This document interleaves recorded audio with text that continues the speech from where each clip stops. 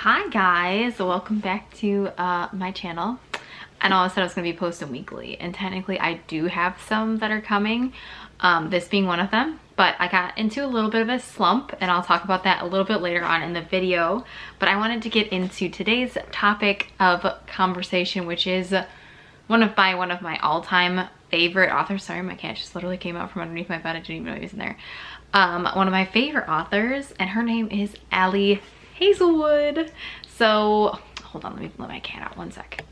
Sorry about that. That's just life of, you know, cat momming it up. Anyway, so back to what we were saying. Ali Hazelwood. So she is one of my favorite authors. Love on the Brain I liked, but it wasn't my favorite compared to Love Hypothesis. Love Hypothesis is still one of my top books. I love it. I read it all in one night. Like I said, up till like 4 a.m. or something the day I got it, as soon as it came out on release day. I love it. I love her. I love her quips. I love her characters. I love them. They're so good. But today we are not here to talk about the Love Hypothesis, even though that is my first love of hers. It is called Love Theoretically. This is the new release that she just came out with. And when I tell you that I have been waiting for this, because she's been teasing it for quite some time, I've been waiting and waiting and waiting and waiting. And I'm like, oh, when is it gonna come out? When is it gonna come out? I loved it. I will admit, right off the bat, it was a little slow for me. I know that that's a problem that some people talk about with the Love Hypothesis. I never found that. I found it very riveting and I loved it.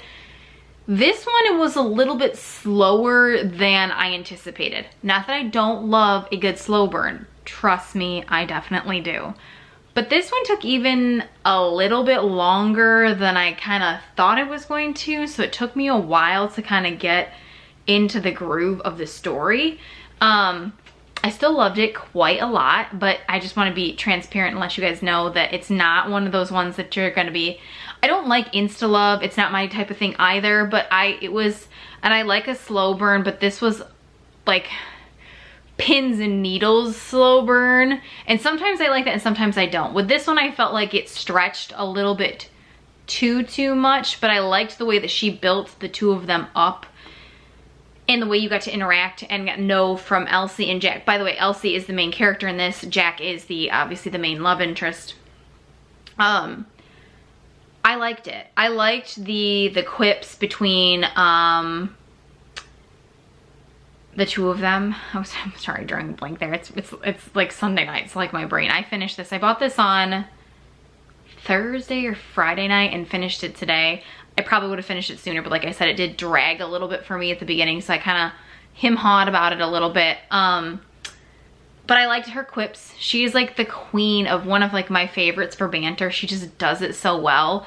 I love the way that they talk. Like, even if I don't fully understand every little bit, because this is surrounding Elsie as a physicist, even though I don't really understand every single thing she's saying, I do love physics, and it's something that I've been thinking about getting into and reading about for like a while now. I cue the whole, you know, multiverse and whatever else, but I do genuinely love it. Yeah, I thought that was really interesting, but let me read you the back cover to even see if this is something you guys would be interested in, and then I'll get more into the details and the depths of the books and the points that I really related to. So basically it says, the many lives of theoretical physicist Elsie Hanaway have finally caught up with her. By day, she's an adjunct professor, toiling away at grading labs and teaching thermodynamics in the hopes of landing tenure. By other day, Elsie makes up for her non-existent paycheck by offering her services as a fake girlfriend, tapping into her expertly honed people-pleasing skills to embody whichever version of herself the client needs. Honestly, it's a pretty sweet gig until her carefully constructed Elsie-verse comes crashing down, because Jack Smith, the annoyingly attractive and arrogant older brother of her favorite client, turns out to be the cold-hearted experimental physicist who ruined her mentor's career and undermined the reputation of theorists everywhere. And he's the same Jack Smith who rules over the physics department at MIT, standing right between Elsie and her dream job.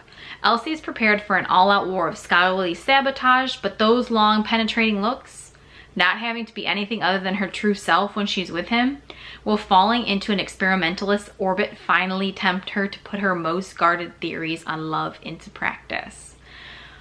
So that was a mouthful, but I do want to say one of my very favorite things about this book that I think I related to a lot with Elsie's character is the fact that she feels the need to constantly kind of give people the version of her that she thinks they want to see or they want to accept. And I think that's something that we can all kind of relate to, probably some more than others, but I know that I'm guilty of doing it too. Like for example, and this doesn't give anything away, it's literally within the first few chapters, she's sitting down with her best friend and she likes these really avant-garde films and Elsie is just bored out of her mind. She thinks they're horrible, she doesn't like them, she's a Twilight girl. Me too, girl, me too. And she doesn't have the heart to tell her friend, I don't like these, I'm not into these, can we watch something else? Because she's afraid that if she does tell her, her friend won't accept her and she'll leave her. And I know that myself, I've talked about it a little bit on this channel, I do have the struggle of abandonment, just from previous relationships and friendships and things that have happened in my life. So I can relate to her in that regard, because sometimes you are so afraid to show the true version of yourself that you end up creating all these little mini, in her, I mean, it didn't help too with her fake dating. She becomes the personas of whomever the client is asking for. By the way, I did really like that because there's a very good anime out called Rent a Girlfriend, and it's the similar concept as this. And I love that anime, and it's currently in production to get more seasons, but they haven't come out with it yet. And so when I heard about the fake dating at the beginning of this and what she did, I loved that concept because it's one of those ones that I like that anime and I like that style of, I love fake dating. Fake dating is one of my absolute favorite favorite tropes. I'll do a whole like video on what my favorite tropes are, but fake dating is definitely like in a god tier for me. I love fake dating, it's one of my faves. But I just love the way that he unabashedly wants her to be herself. And he's like, please do not give me the answer you think I want to hear. I want to know genuinely what your thought is on this, what your opinion is on this. If you want to get dinner somewhere, tell me where you want to get dinner. Don't just pick where you think I want to get dinner and then we end up doing that. And she's guilty of doing it her whole life, in her family, in her relationships, in her friendships. And I know that myself, I'm guilty. I've done that before in relationships. I've done it before with family things, because sometimes it's just easier to agree with the person as opposed to standing up and saying, hey, no, I don't want to do that, or hey, I'm bored out of my mind, can we please do something else? And I think it's a fine line, and I think it's very difficult, especially for women, because I think we get put in that position much more so than men. And which is what I love most about Ali Hazelwood's works, is the fact that she does talk about that. And it's not just like something that women in the academic field can relate to. I think it's something that we as women can all relate to, being told like, hey, if you're not this certain way, this person won't like you. Hey, if you don't weigh this, or you don't look this way, or you don't do any of things. I'm guilty of falling into that same trap that everybody else is. I think we all kind of are. And I think in the way that the world works now, we're coming kind of out of that, but it's still extremely difficult to do. And so I love the way that she captured that in here, because it is something that I know we all struggle with. I know I struggle with it. And the way that it kind of made me stop. And one of the questions that Jack asks her all the time is, what do you want to do? And it got me thinking about my own personal life and things that, you know, maybe I do or don't, but, you know, like I just consider the other person's feeling. I'm a people pleaser. I am guilty of that, and I'm trying to break myself out of it. That's been one of my goals this year, is to take care of myself and to stop people pleasing so much. Because it only ends up hurting you in the long run. It's okay to help and want to be there for people, but you have to draw a line. And I think that gets into it in here. I would have loved to even seen more of like her family dynamic, because I don't want to give any spoilers, but there's, she's kind of like the mediator between her two siblings, and her mom relies upon her a lot for that. I couldn't relate to that aspect of it, but I have other things that I feel the pressure to kind of always be there for, or always do, and that I can't say no. And when in reality, it's my life. I can say no if I want to. I don't have to do those things. But that's just one of the reasons that I really could relate to this book. And there's a couple times that I teared up, because I'm like, oh my God, I'm guilty of doing the exact same thing. And, but let's not dwell on just that. Let me get on, sorry, I went a little ranty there. Let's get on to some of the other parts. I I like the quips. I like the fact that they talk about kind of the mentor-mentee relationship, about, you know, do they really know what's best for you? I think it kind of goes back to, you know, it's even similar in like, you know, like your parents. Do your parents really know what's best for you, or do you know what's best for you? I just love the way that she writes and the way that she explains those things and the way she develops her characters throughout the storyline. As well as like the sexual independence that she gives them, like giving them the courage to like ask for what they want. And I love that not usually, in all of her novels, the guy is very accommodating. He's like, let's take our time. Let's do what you want to do. Like, and I think it's just so good to read. I mean, it's men written by women yet again, but still, I think that, you know, guys could take a note from that. I don't think sometimes a lot of them really think about like, hey, you know, as opposed to just like, I mean, some of them do. I'm not giving all guys a bad rap. I'm not saying that. But I'm just saying that in hindsight, I really just like the way that she kind of approached that too. She does that in every single one of her books that I've read, so that wasn't too surprising to me, but it's a joy to read. I really like the way that she portrays her characters in those scenes because they are very vulnerable and raw moments. I really like that. I also love the fact that she talks about Elsie's diabetes and how difficult it is to afford that without health insurance. I know myself personally, and this is not even like anywhere close to Elsie's situation. I was without insurance for 1 month when I was transitioning jobs last year, and I was in full panic mode for a whole month. I was like, I can't get anything, I can't do anything. Like, and then during that time I ended up getting COVID, and I was petrified that if I got hospitalized, I would have mega bills. And it's talking about, you know, the struggles of doing what you love and being able to afford and to live, and she has diabetes. And so it's a very big deal, and it's touched on very, I like the way that she kind of broached her, like Elsie doesn't really want too many people to know. She's a little bit insecure about it. And Jack is just very earnest and understanding and wanting to know more about her and the way that it works and how she has to do it. There's a couple scenes I don't want to spoil that I thought were really endearing, that he really took the time to kind of sit down with her and be like, hey, no, like, this is a part of your life. I want to know it. I want to know the real you.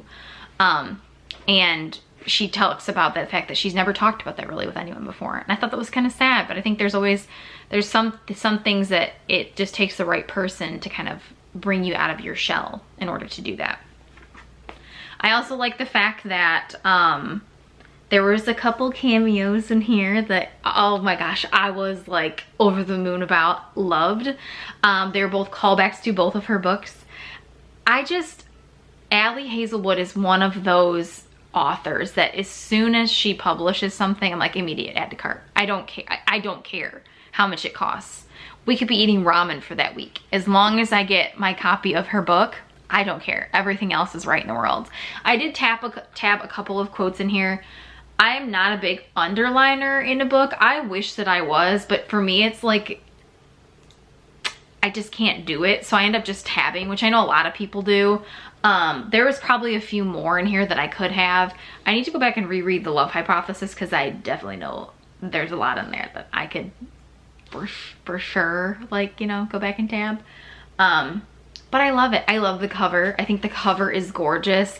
It reminds me very reminiscent of The Love Hypothesis, which is, like I said, one of my top ones. But I really like this. I really, really recommend you guys pick this up. Again, it's about, you know, women in STEM, which I think is great. I think we need more conversations and more topics about that. We need to talk about that more. I think in general, we just need to be a big supporter and to get more people interested in the topic of it. I mean, I think back to, and this is kind of going off on a tangent, but I figure it's related to kind of the realm of academia and the science world. Back when I was in college, I went to school to be my first semester, a biology teacher for high school students because I like to teach and I like to help people. I ended up not pursuing that, and I ended up switching over to business, which, to be honest with you, over the years and kind of thinking about it, and in regards to the pandemic with everything that's happened, I really regret not sticking with science. My school did not tell me that there were a lot of other fields to go into other than being a doctor or a nurse. I wasn't interested in either. And I didn't know that there were all these opportunities for researching and for grant work and for doing those kinds of things that I would have definitely been interested in.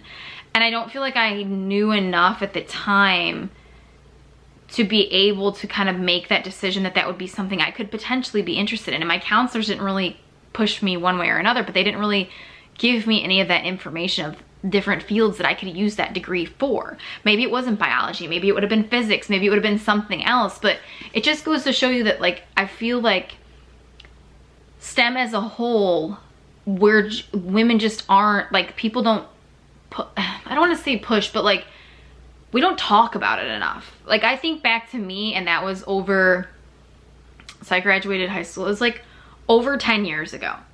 We didn't talk about it. I didn't know what options there were. I had no idea, which is why I love and support any single book that talks about and explores that idea for women to get into, to support those women, and to encourage young girls to get into that field, because it's extremely important. And I love Ali Hazelwood for doing that. I love her unabashedly talking about what it's like and giving you a look into it while incorporating romance, because who doesn't love romance at the same time? But at the same time, she does it in such a way that it's so enjoyable to read and so interesting. And it really made me question and think about what I wanted to do with my life. And I am thinking about getting a master's in something else, more science-y. And it's because of people like her that have, like, you know, reignited my interest and my love for science and for STEM and things like that.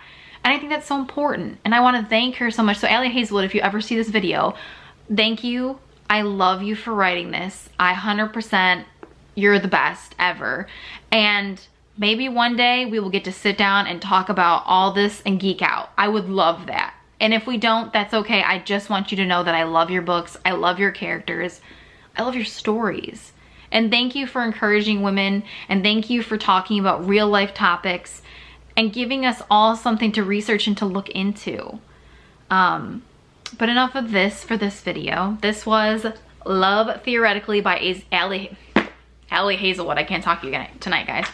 Please, please go pick it up. I got mine at Target. You can get it on Amazon. Hopefully if they're not sold out, or even Barnes & Noble.